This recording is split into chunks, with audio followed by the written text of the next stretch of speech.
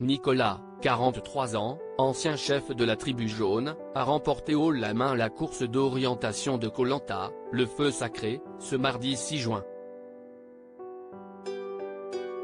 Une performance puisqu'il n'a mis que 40 minutes. Mais est-ce un record dans l'émission? Pour ce 16e épisode de Koh Lanta, le feu sacré, les 4 candidats encore en course, Nicolas, Tania, Frédéric et Julie, se sont affrontés sur la traditionnelle course d'orientation, l'avant-dernière épreuve, et sûrement la plus éreintante. Celle qui met le physique et les nerfs à rude épreuve. Ils étaient donc 4 sur la ligne de départ, au lieu de 5 l'an dernier, ce qui a d'ailleurs beaucoup surpris Tania, à chercher l'un des 3 poignards dissimulés dans la jungle. Et à ce petit jeu, Nicolas a été le plus fort en ne mettant que 40 minutes. À titre comparatif, Tania a trouvé en 4h40 et Frédéric en 5h20. Avant de vivre la dernière épreuve, celle des mythiques poteaux, la semaine prochaine, retour sur cette performance et celle des champions dans l'art de l'orientation, toutes saisons confondues.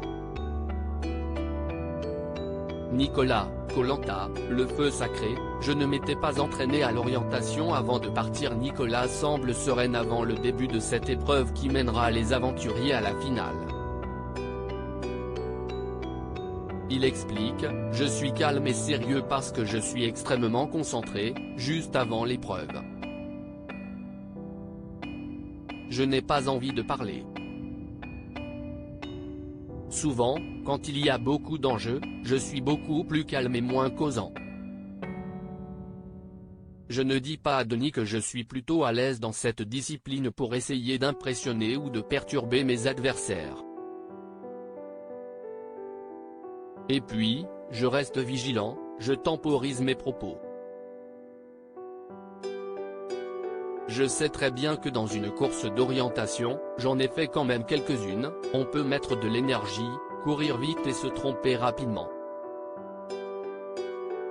On peut avoir beaucoup de chance mais aussi de malchance comme marcher sur une balise, marcher juste à côté. Avec la panique, tout peut s'emballer assez vite, dans une course d'orientation. Il y a d'autres disciplines sportives où on peut retrouver ce contexte-là, le trail aussi, c'est très tactique, vous pouvez partir trop vite ou pas assez. Il ne faut pas s'enflammer. Koh Lanta, Nicolas réalise le 7e meilleur temps à l'orientation dans toute l'histoire du jeu, mais s'est-il exercé avant le départ pour Koh Lanta, comme a pu le faire Laura avec sa maman? Non, je ne m'étais pas entraîné à l'orientation. Je me suis vraiment appuyé sur mes acquis, mon passif de sportif et d'ancien militaire, confie-t-il.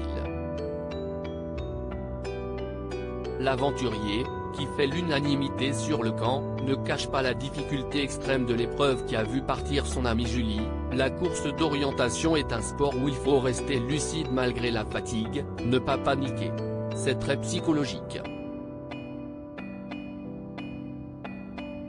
D'ailleurs, c'est ce que disent tous les aventuriers qui ont vécu une course d'orientation dans Koh Lanta, c'est une des épreuves les plus dures psychologiquement parce qu'il y a un enjeu énorme. 3 poignards pour 4 aventuriers en course. On a une vraie pression sur la ligne de départ. Koh Lanta, quels sont les aventuriers qui ont mis le moins de temps sur l'épreuve de l'orientation? L'épreuve d'orientation a été instaurée depuis la 3e saison de Koh Lanta. À l'époque, il fallait dégoter des pagaies dissimulées dans la jungle. Depuis la saison 5, les aventuriers utilisent une boussole et une carte et les candidats doivent d'abord retrouver une balise, qui se trouve près d'un repère donné, le bois centenaire, l'arbre liane et l'éboulis de pierre cette saison. Cette balise indique une couleur et un nombre correspondant à un point cardinal et le nombre de pas à faire dans cette direction. Alors quels candidats ont été les meilleurs jusque-là? Francis, Koh Lanta, Pacifique, 2005, remporté par Clémence Castel, décroche la palme de l'aventurier le plus rapide à l'orientation toutes saisons confondues, il trouve son coquillage en moins de 20 minutes. Frédéric, gagnant de l'édition Koh-Lanta, Karamoan, 2008, réalise aussi un temps exceptionnel de 20 minutes pile pour rapporter son bouclier. La seconde meilleure performance de l'histoire de l'épreuve. Vient ensuite la première femme, la valeureuse Jade, lors du Retour des héros, la première édition spéciale de l'émission, remportée par Romuald, elle dégote sa châtaigne en 25 minutes. Le record à l'orientation est détenu par Francis dans Koh-Lanta, Pacifique en 2005. Le mythique Claude Dartois, champion des épreuves en individuel, s'est aussi illustré dans l'exercice. Il est arrivé premier lors de 2 des 4 épreuves d'orientation qu'il a jouées, en 2010 et en 2019. Il a mis 26 minutes à trouver sa statuette lors de la saison 10, Koh-Lanta Vietnam, remportée par Philippe.